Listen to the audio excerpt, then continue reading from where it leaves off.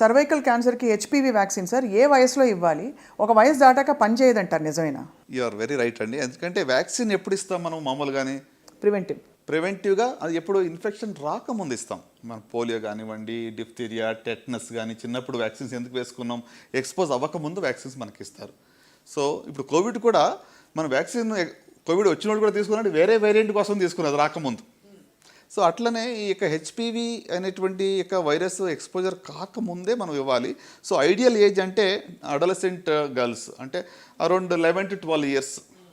So 24 to 25 దాకా ఇవ్వచ్చు. So అంటే దానికి రేషనల్ ఏంటి అంటే సెక్షువల్ ఇంటర్కోర్స్ అనేటువంటిది ఆన్సెట్ అవ్వక ముందు. ఎందుకంటే ఈ వైరస్ అనేది చాలా కామన్గా ఉండే వైరస్, ఇది కొత్తగా వింతగా వచ్చే వైరస్ కాదు. 80% ఆడవాళ్ళు హెచ్పివి ఉంటుంది. ఏదో అంటే అన్యూజువల్ ఇన్ఫెక్షన్ వచ్చేసింది హెచ్ఐవి లాగానో అలాంటి హెచ్బిఎస్ఏజీ లాంటిదో ఇన్ఫెక్షన్ కాదు ఇది. So this is very widely prevalent virus ఇది. సో కనుక ఇది రాకముందే దీన్ని తీసుకోవడం మంచిది. సో ఆఫ్టర్ ఎక్స్పోజర్ అయిన తర్వాత తీసుకుంటే బెనిఫిట్ ఉండదు. అందుకే చాలాసార్లు ఏం చేస్తామంటే ఆఫ్టర్ 25 అడిగినప్పుడు వాళ్ళకి హెచ్పివి టెస్టింగ్ చేస్తాం, అసలు ఆల్రెడీ వైరస్ ఇన్ఫెక్ట్ అయ్యిందా లేదా అని చూడడానికి. మరి డార్మెంట్గా కూడా ఉంటుందా?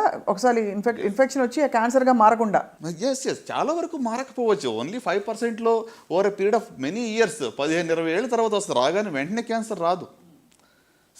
అదే సర్వైకల్ క్యాన్సర్లో ఒక అడ్వాంటేజ్ ఏంటంటే ఇన్ఫెక్షన్ నుంచి జబ్బు రావడానికి 10-15 ఏళ్ళు పడుతుంది. ఈ టైంలో మధ్యలో ఎప్పుడన్నా కూడా మనం ప్యాప్ స్మియర్స్ కొన్ని టెస్టులు చేస్తే దాన్ని ముందుగా కనుగొనవచ్చు. ఎప్పుడప్పుడు బయటపడుతుంది. అసలు ప్రోగ్రెషన్ అవుతున్నప్పుడు కానీ అసలు మనకు సిమ్టమ్స్ ఏమైనా తెలుస్తాయండి సర్వైకల్ క్యాన్సర్కి?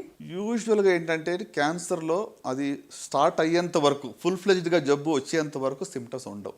అండ్ అప్పటికి బహుశా సెకండ్ స్టేజ్కి వచ్చేసి థర్డ్ స్టేజ్, అర్లీ స్టేజ్లో కూడా చాలా వరకు సిమ్టమ్స్ ఉండవు. Unless you get tested. Unless you get tested. అందుకే స్క్రీనింగ్ ఎందుకు అంటున్నాము? మీకు సిమ్టమ్స్ వచ్చే లోపల కరెక్ట్ టెస్ట్ చేయాలి. మీకు సిమ్టమ్స్ వచ్చేటప్పటికి జబ్బు వచ్చి డయాగ్నోసిస్ అంటాం, స్క్రీనింగ్ కాదప్పుడు. సో అందుకనే సార్ వెయిట్ లాస్ అయిపోతుంది, అన్యూజువల్ డిశ్చార్జ్ ఉంటుంది బాడీ నుంచి, ఇంకేదో అవుతుంది అని చెప్తారు. బట్ అంత వచ్చిందంటే ఇంకా పూర్తిగా క్యాన్సర్ వచ్చేసినట్టు, ఇంకా ట్రీట్మెంటే అక్కడ. కరెక్ట్, డయాగ్నోస్ చేసి ట్రీట్మెంట్ ఇవ్వడమే. ఓవరాల్గా సార్ మహిళల్లో ఒక 4-5 చక్కటి అలవాట్లు లైఫ్ స్టైల్ జీవనశైలిలో వాళ్ళు పెట్టుకోవాలి ఈ క్యాన్సర్ల బారిన పడకుండా అనడానికి ఏమన్నా ఉన్నాయి, ఎస్పెషలీ ఫర్ బ్రెస్ట్ క్యాన్సర్? అంటే is it something preventable with conscious life style choice? Sure. Breast అన్ని ఒక 60 to 70% క్యాన్సర్ మనం ప్రివెంట్ చేయొచ్చు ఓవరాల్గా చూస్తే. సో దాంట్లో రొమ్ము క్యాన్సర్ కూడా ఎందుకంటే రొమ్ము క్యాన్సర్కి మీరు చూసినట్టయితే ఇంపార్టెంట్ రిస్క్ ఫ్యాక్టర్ ఏంటి? ఒబేసిటీ.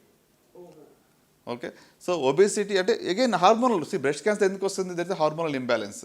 ఈస్ట్రోజన్ పొజిషన్ హార్మోన్స్ ఎక్కువగా ప్రొడక్షన్ అవుతుంది, ఫ్యాట్లో నుంచి ప్రొడక్షన్ అవుతుంది ఇవి. సో కనుక ideal body weight maintenance, balanced diet, physical activity, okay, moderate or I would say no alcohol. ఎందుకంటే excess alcohol is also risk factor. చాలా క్యాన్సర్కి ఆల్కహాల్ రిస్క్ ఫ్యాక్టర్ అండి.